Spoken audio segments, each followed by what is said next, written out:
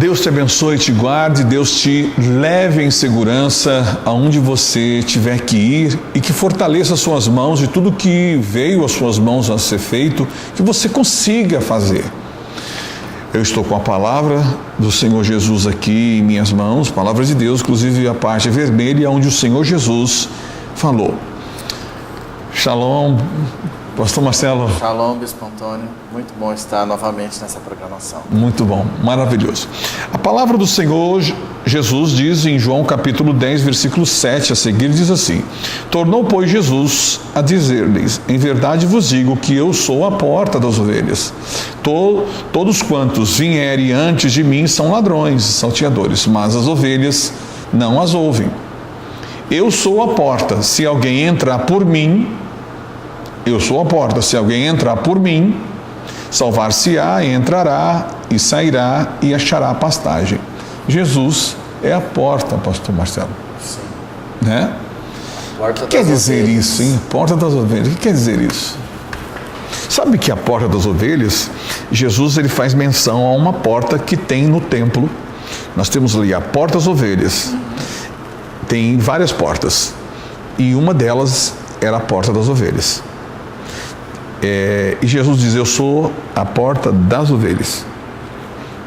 E quem entra por aquela porta lá, entra no templo. Mas quem entra por mim, entra no reino. Uau! Quem entra naquela, entra no templo, que era o templo de Zorobabel, o templo intitulado o Templo de Salomão. Sim. Mas quem entra por mim, entra no reino de Deus. Então, essa história de porta está um pouco assim mal contada por muita gente, porque se imaginou que a porta, por isso que alguns obreiros se chocam quando fala isso, se imaginou que a porta que Deus abre e ninguém fecha. Se imagina isso, né? Tipo assim, a porta, ele abriu essa porta de trabalho e ninguém vai fechar. Bem, esse ninguém não inclui você, não exclui você. Você também. Isso quer dizer que você pode. Então, Deus abriu essa porta de emprego. Ninguém pode fechar essa porta de emprego. Quem é ninguém? Todos nós somos alguém. Esse ninguém, você está dentro. Você pode sim. Se você estiver fora dessa porta, você fecha. Se você estiver dentro, você não fecha. Então, esse negócio de abrir e fechar a porta não é com Deus, porque Ele já abriu a porta da salvação. Ele já abriu a porta da palavra. Então, quem fecha e abre portas hoje, do dia a dia, do trabalho, do casamento, é a própria pessoa, é as decisões dela. Porque ele decidiu casar. Certo. E um belo dia ele decidiu separar. Quem fez isso? Ele. As decisões são dele. Agora é diferente quando ele pede uma orientação a Deus. Senhor, me oriente. Eu não quero apenas receber uma cura, uma libertação. Eu também quero saber o que o Senhor tem na minha vida. Aí ele diz para ele, para as pessoas, para todo mundo: eu sou a porta das ovelhas. Se você entrar dentro da igreja sem pensar em mim, você entrou na igreja só. É isso que ele está falando. Se você entrar no trabalho sem pensar em mim, você entrou no trabalho só. Você não entrou nas oportunidades. É aí que o trabalho vira enfado, né? Que diz o Exato. salmista. Sem a bênção de Deus, você vai cansar de trabalhar. Vai cansar de trabalhar. Agora, quando eu entro no trabalho e o Senhor é a minha porta no trabalho também, eu encontro a pastagem no trabalho. E se ele não for trabalhar, ou se ele não trabalhar direito, a porta vai fechar. Quem fechou? Ele. Então, esse negócio de Deus estar fechando porta, estar abrindo porta, é muito relativo. Esse ninguém pode fechar, está falando da porta que ele abriu para a salvação. Agora, a nossa, que nós incluímos ninguém, nós somos a pessoa que fecha. Não inclui a pessoa. Não exclui a pessoa, inclui. Não, você pode fechar essa porta. Só você não ir trabalhar. Casamento. Eu não quero mais ficar casado com ela. Deus não vai impedir. Não vai impedir, é verdade.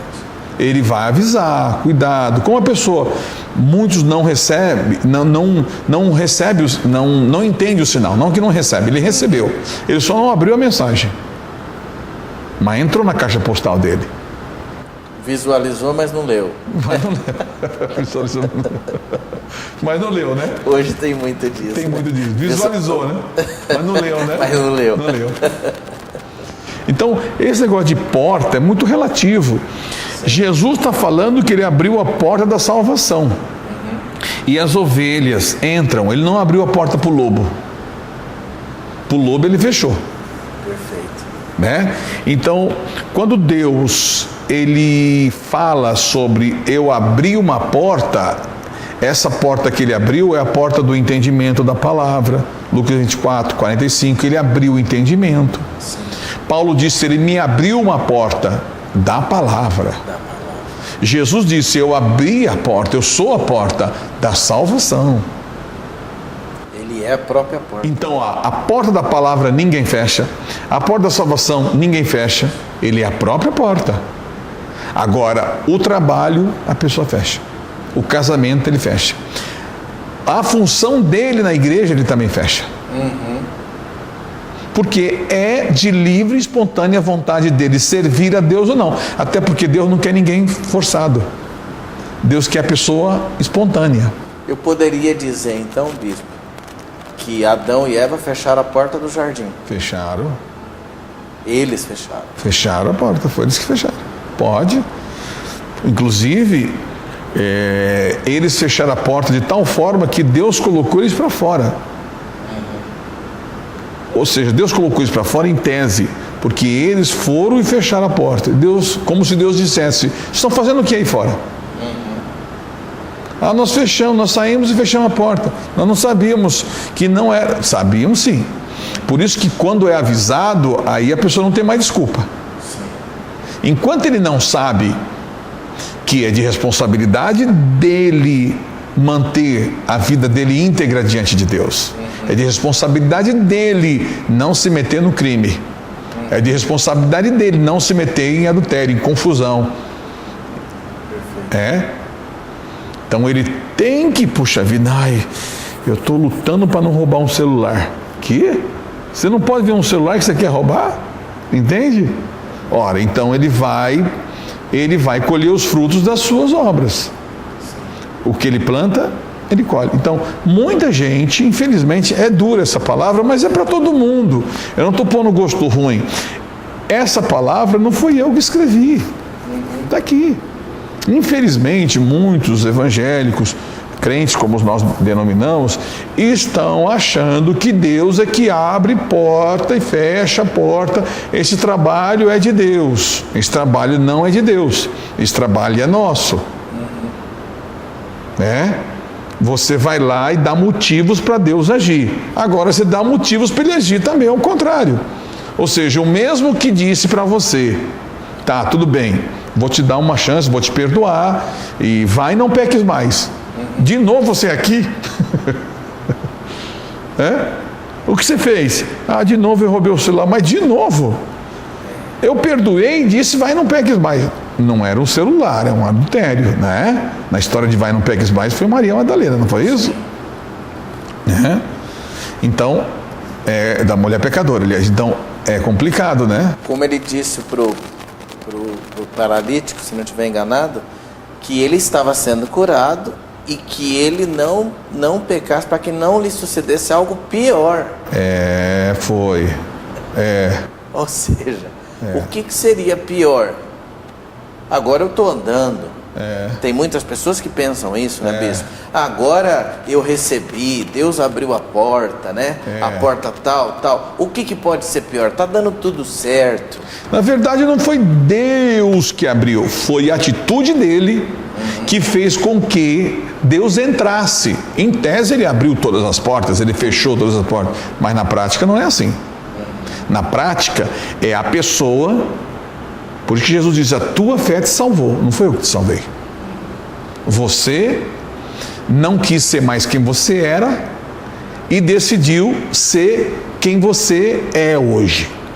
Por isso que o testemunho glorifica a Deus, porque você vai dizer para as pessoas quem você era e quem você é. A vida que você tinha, a vida que você tem. E o que você fez para ter essa vida. Não foi nada fácil. É luta, é batalha, enfrentamento, abrir mão da sua vontade, guerra, diabo, resistir o diabo. Ele fugiu de você. Não é simplesmente você cutucou o diabo com vara curta. Não. Não é simplesmente você diz: não, eu sou um escolhido e agora todas as portas estão abertas para mim. E agora não tem mais porta aberta porque Deus fechou as portas. Não é bem assim. O que Jesus está falando: eu sou a porta da salvação. Agora, quem entrar por mim entrará, salvar-se-á. Você vai se salvar. A tua fé te salvou. Então é a pessoa que se salva. Se salva em Deus. Ele é a salvação, mas a decisão é da pessoa. Se ele falar: não quero Deus, eu não quero a palavra, não quero entregar minha vida, não quero abrir mão do meu pecado de estimação, eu não quero mais trabalhar, ninguém vai me mandar mais, agora eu vou ser obreiro, mas vou ficar sentado aqui. Então essa pessoa que nos acompanha agora, a porta está aberta diante dela. Está aberta. A escolha dela. A escolha dela. Se ela entra ou não. Se ela obedece o altar ou não. Se ela recebe essa palavra aqui ou não. Se ela recebe essa palavra ou não. Ah, eu não acredito nisso. Ela está fechando a porta. Ela está fechando a porta. Deus vai continuar aqui com a porta aberta, esperando ele. Ele é a porta. Quem entrar por mim, salvar-se-á. Aí ele diz: salvar-se-á, entrará e sairá. Ele vai ter vida. Ele vai ter livre acesso de escolher a profissão. Para que ele não passe a vida inteira estudando e descubra que não é aquela profissão. Sim. Ele vai ter livre acesso para escolher a pessoa que está ao lado dele, que vai ficar ao lado dele. É ele que escolhe. Não, peraí, eu não posso pegar. Você não tem a mesma fé que eu. Você não crê no que eu creio. Né? Então é uma escolha dele. Ele tem que ir fazer. Esse é o trabalho dele. Entende? O diabo engana as pessoas com uma famosa frase: graça. Jesus salvou a gente pela graça, eu estou vivendo pela graça, eu estou na graça agora. Bem, não é bem assim. Graça não é de graça. Graça é o favor imerecido, ou seja, é a parte de Deus que eu não conseguia fazer. Por isso que o arco-íris. No arco-íris você subentende que é redondo, mas você não vê o círculo, você vê só o arco entrando e eventualmente, você imagina, saindo da terra. A terra é a parte do homem, o arco que se vê é a parte de Deus. Isso foi explicado para Noé. Deus disse: eu não vou destruir a terra mais com água. E isso não quer dizer que ele não vai destruir a terra. Sim. Não vou destruir com esse elemento. Mas quando ele fala sobre a graça, Jesus falando da graça, Paulo fala da graça, ele está falando: a graça é o favor que eu não mereci, ou seja, é a parte que eu não conseguia fazer. Isso não quer dizer que eu não devo fazer nada. Jesus se sacrificou na cruz do Calvário e ensinou para mim como se sacrificar a minha vontade, como abrir mão dos meus desejos, do meu pecado, como jejuar, como orar. Então, não é de graça. Então, sacrifício não é sacrifício. Ou seja, eu vou até o altar e eu sacrifico a minha vida. Por isso que Jesus diz: quem não deixar pai e mãe. É difícil isso. É o sacrifício. Deus abriu mão do único filho. E o único filho é a sua primícia. É o seu dízimo. Ele deu filho. Ou seja, ele fez a parte dele que eu não consigo fazer. Então não se preocupe com a parte de Deus. Se preocupe com a sua. Isso não quer dizer então que eu pego a minha cruz e dou para Jesus carregar, né? Não, Ele exatamente. diz, né? Tome você a sua Tome cruz, a sua cruz, e venha após Chega a ser mim. engraçado isso, né? É verdade. Ó, Jesus, faz aí. Faz aí. Por que o senhor não abriu a porta? Por que Deus não abre porta para mim? Por que Ele não me faz rico? Por que Ele não me faz feliz? Por que Ele não me faz... Não, olha, tem alguma coisa errada. É você que tem que ir até Ele, se dedicar, abrir mão da sua vontade, abrir mão dos seus pecados, abrir mão da sua vida e receber a vida dele. Aí sim você vai saber tomar as decisões certas. Porque ninguém toma a decisão errada porque quer. Toma a decisão errada porque não tem a certa. É verdade. Né? Se ele soubesse que ele vai passar 5 anos estudando e não vai ser aquela profissão que ele vai viver, ele não estudaria. Se ele soubesse que aquela pessoa que ele está casado vai dar problema lá na frente, alguém vai trair alguém, porque alguém tem espírito, alguém tem diabo, ele jamais casaria com ela, né? Então, por isso que no relacionamento, o marido tem que ter primeiro o relacionamento com Deus, depois que a mulher, senão ele vai fritar a mulher. Ela tem que ter relacionamento com Deus primeiro, depois com ele, senão ela vai fritar ele. Ou seja, Deus sempre primeiro. Deus sempre primeiro. Por isso que no arco-íris, a terra que ninguém está vendo onde o arco está, é o homem. Aí você vem para a graça, ou seja, a parte que Deus faz, ninguém faz. E a parte que o homem faz, Deus não faz. Então a graça que Deus fez é a graça da salvação. Isso, ele foi lá na cruz do Calvário, se sacrificou, mostrou como se faz e disse: a porta está aberta. Vem, segue-me. Vem aqui e abre mão da tua vida, abre mão dos teus desejos, abre mão. Por isso que um obreiro tem que abrir mão. Um obreiro precisa todos os dias orar, todos os dias buscar, todos os dias se limpar, todos os dias abrir mão da roda dos escarnecedores, né, dos conselhos dos ímpios, se basear na palavra de Deus. Esse negócio de que Deus faz tudo e eu não faço nada, isso é uma mentira do diabo. Que graça, hein? Até porque ele Sem diz, graça, né? você tem que entrar na porta. Eu não vou te chamar para dentro da porta. Eu sou a porta, estou aqui. Caminha, vai. Olha o que ele diz. Eu sou a porta, se alguém entrar, então ninguém é obrigado a servi-lo. Ninguém é obrigado a entregar a sua vida. Eu não quero. Então, ele também não vai te obrigar. Mas você também não vai receber o que ele tem para te dar, que é a vida dele. Ele não vai te dar a troco de nada, ele vai te dar a troco da sua. Peraí, pastor, mas a minha vida é pecado, é dor, doença, desemprego. Eu não tenho nada para dar. Essa vida é uma alma, ele quer, porque todas as almas são dele. Então ele quer essa alma para te fazer espírito, para te fazer alguém inteligente, para pensar e servir a Deus com a cabeça no lugar agora, não com o coração. Mas peraí, coração, mas tudo que eu faço é com o coração. Bem, o coração é a alma vivente. Ou seja, o coração é a pessoa que está fazendo as coisas para Deus, sem inteligência, sem sabedoria, sem a palavra, com o que ele acha, com o que ele pensa. Aí vai dar errado. Que se tudo que eu acho, tudo que eu penso fosse o certo, Deus não tinha deixado a Bíblia aqui. Por isso que ele quer que faça prova dele. Faça prova de mim para ver se a Bíblia é verdade.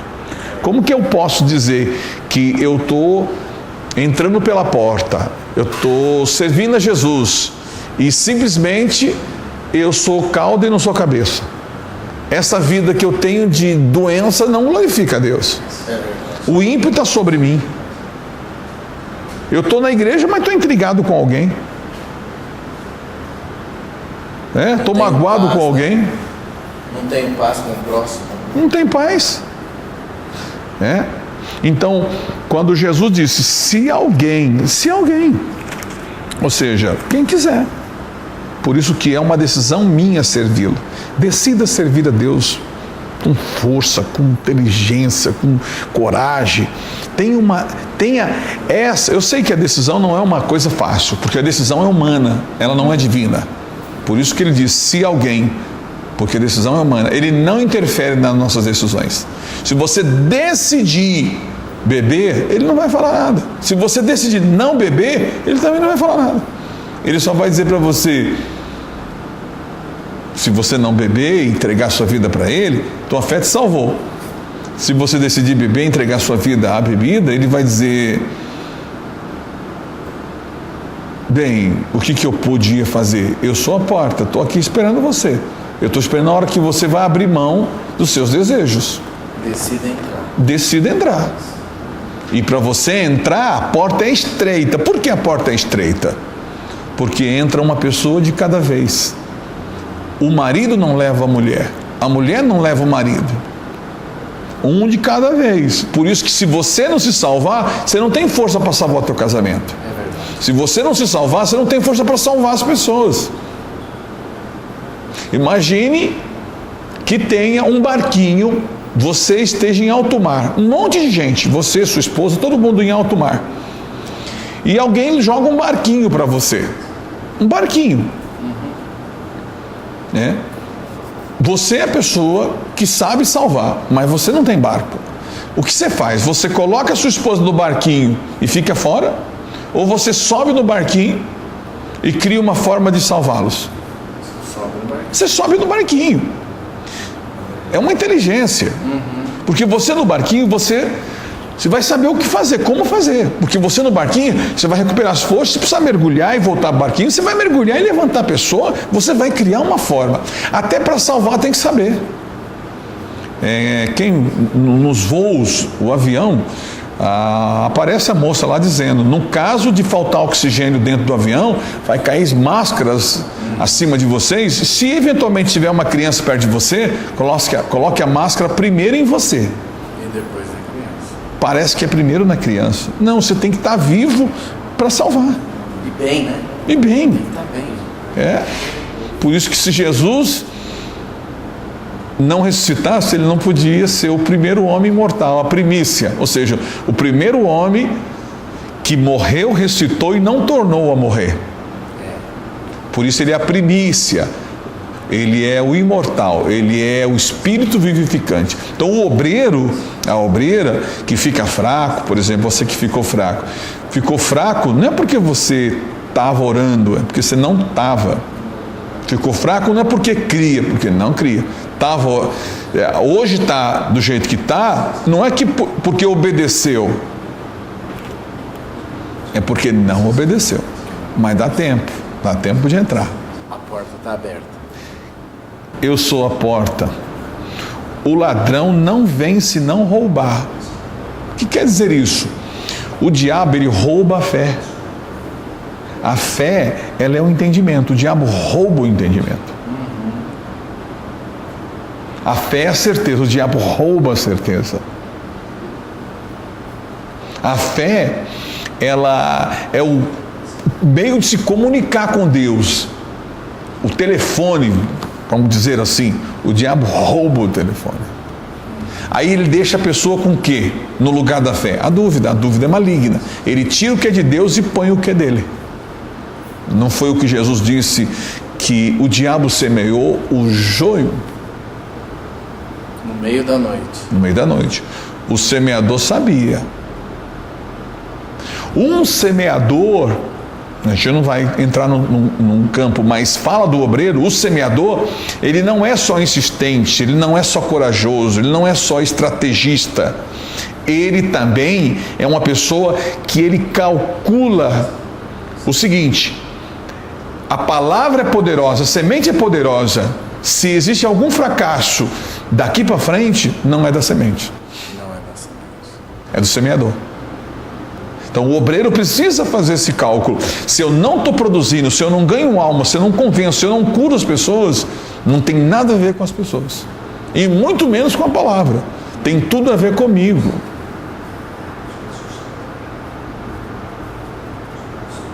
Entende? Aí você não consegue passar para a pessoa o que você é. Por quê? Tudo tem espírito. A Bíblia tem espírito. A Bíblia tem o espírito dela. Um livro tem espírito. Eu estou falando com vocês, tem espírito. Uma palavra tem espírito. Por exemplo, você vai no médico, o médico fala, você está com câncer. Acabou com a tua vida. A palavra dele acabou com você. Passado um tempo, você faz o tratamento e volta ao médico. O médico fala para você, olha, seu Antônio, legal, você está curado. Levantou você. A palavra tem espírito. Por isso que a Bíblia diz, filho meu, ouve as minhas palavras, porque ela vai te trazer vida. Então Jesus está falando aqui, a porta que ele abre é da palavra. Jesus não fecha a porta para ninguém. Jesus não põe doença em ninguém. Jesus não prende ninguém. Ah, Jesus pôs um câncer em mim. Faz isso com Deus, não. Faz isso com o Senhor Jesus, não. Não é nem justo falar isso. Ah, que Deus acabou comigo. Não fala isso. Ah, que Deus me deu essa mulher. Essa mulher é sua, você que escolheu. Ele mesmo disse, né, bispo, que ele não veio destruir o homem, não. Ele veio salvar. Quando eu ensinei que o filho não é de Deus, o filho é do homem, é do casal. Ah, pastor, bispo, o senhor está pondo um gosto ruim no meu filho. Não, não é, estou pondo. E também tem um filho. O relacionamento é entre macho e fêmea, não é entre humano e o divino. Quem gerou aquela criança foi os seres humanos. Tanto é que o filho é teu, parece com você. Você procura os traços de Deus ou o seu nele? Você procura os seus traços. Né? Então aquela criança precisa ser levada ao altar e oferecer o quinto para consagrá-la. Para que aquela criança amanhã não seja um ladrão, uma prostituta. É isso que a Bíblia fala. Consagrará o seu filho. Em tese, tudo é de Deus, inclusive até o inferno, porque quem cuida do inferno é Deus. Deus não entregou o inferno para o diabo. Não, o diabo ia soltar todos os capeta. Né? Quem está na porta lá é um anjo de Deus. É legal isso, né? Então o diabo não tem a chave. Se ele tivesse a chave, o que ele ia fazer? Uma bagunça. Imagina, uma bagunça. Ó, gente, pessoal, vaza. Vamos soltar todos esses diabão aí. Ele não faz isso. Então, o filho, em tese, é de Deus. Mas na prática, de quem é? De quem gerou. De quem gerou. Por isso que a imagem e semelhança de Deus é a aproximação. Ela é estética, ética e moral. Quando você se aproxima de Deus, você parece com Deus. Quando você fica longe de Deus, você parece menos com Deus. Assim também é o filho. Quanto mais longe a geração, bisneto, tataraneto, vai parecendo menos com os avós. Olha, você parece, você tem a cor da tua avó. Mais longe. Mas você é a cara do seu pai. Os olhinhos é meu, mãe, tá vendo aí? Ó? E é evidente. Só que se você não consagrar essa criança, bem, esse é um assunto para um outro dia. Aí também está uma porta. Por isso que quando você ensina a palavra de Deus para as crianças, se entende biblicamente que o altar Deus deu para os pais e eles têm que reproduzir aos filhos. Se eles não reproduzem aos filhos, naturalmente o pai está fechando a porta para o filho. Ele é o gênesis do pai. O altar Deus deu para os pais. Então por isso que se o filho está gritando é porque a mãe grita. Se o filho está respondendo é porque o pai responde para o filho. É natural. Reproduz. Né? Isso é uma coisa natural. Pensar o contrário não é nem racional. Ele reproduz.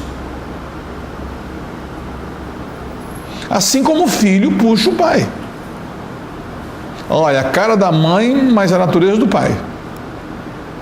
Claro, não é 100%, mas há uma dose grotesca mais de um e menos de outro. É uma mistura, porque na verdade os dois geraram. Por que os dois geraram? Porque Deus lá no céu, quando Ele veio aqui, Ele deu poder ao homem gerar. Gerai, você vai gerar. Se você vai gerar um filho ou 10, a escolha é sua. A escolha é sua. Por que Deus deixou ter 10 filhos? Bem, de novo, tadinho de Deus. Não ponha Deus nisso, não. Não ponha Deus nisso. Não ponha Deus nas suas escolhas. Embora as escolhas são difíceis, mas Deus entregou para o humano. A decisão é humana, as escolhas são humanas, a direção é de Deus. Por isso que Ele não deixou ninguém chamar nem escolher, porque nós fazemos errado isso. Mas Ele deixou todo mundo: quem quiser vir após mim, negue-se a si mesmo. Esse negar a si mesmo é que você vai se salvar. Você vai se curar. Você vai se fazer escolhido. Você vai deixar de usar o caminho que você pretendia usar para usar o único caminho que é o verdadeiro caminho. Eu sou o caminho. Na época do Senhor Jesus havia um caminho pavimentado, só tinha uma rua asfaltada. A história é que todo caminho leva a Roma é porque todos os países que Roma conquistou, ele pavimentou uma estrada para Roma. Quando você vê Pôncio Pilatos, é apenas um distrito governado por ele de Roma, entre tantos outros. Quando você vê Jesus falando, eu sou o caminho, ele está falando, eu sou o único caminho asfaltado que tem. Todos os outros te levam a nada, porque homem está caminhando por um caminho que não conhece. Por isso que ele disse, olha, eu sou o caminho. Eu sou o caminho, ou seja, eu sou a direção dos teus pés. Por isso que a gente, até vou ensinar essa oração agora, você orar pedindo para Deus fortalecer suas mãos e os pés e guiar a sua mente. Vamos fazer essa oração? Vamos, pastor.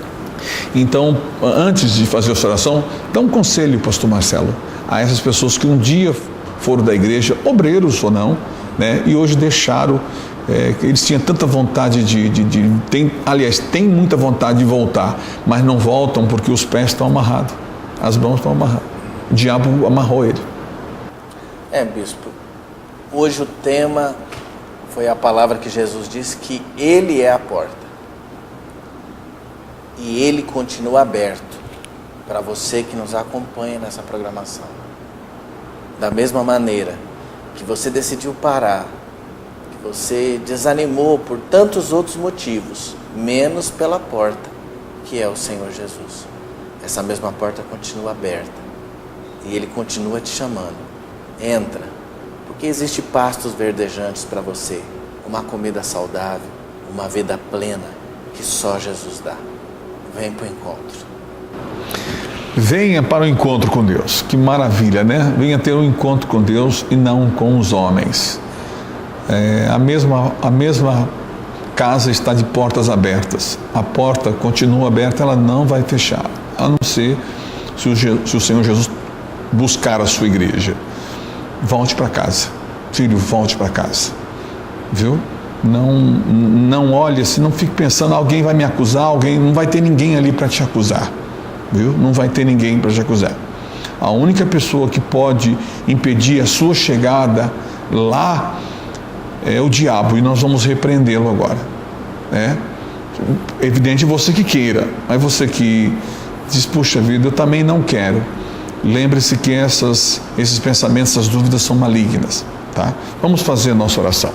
Feche as suas duas mãos assim e repita comigo: Senhor, fortaleça as minhas mãos. Fortaleça as minhas mãos. Estenda as suas mãos para os pés e diga: fortaleça os meus pés. Fortaleça os meus pés. E põe as duas mãos na cabeça e diga: Senhor, guia minha mente, guia os meus pensamentos, em o nome do Senhor Jesus. Amém. Agora é com você, a decisão é sua. Esteja conosco em uma das nossas reuniões, volte para casa, a porta está aberta, Ele não fechou a porta para você e não vai fechar. Ele está de braços abertos te esperando. Deus te abençoe e até a próxima.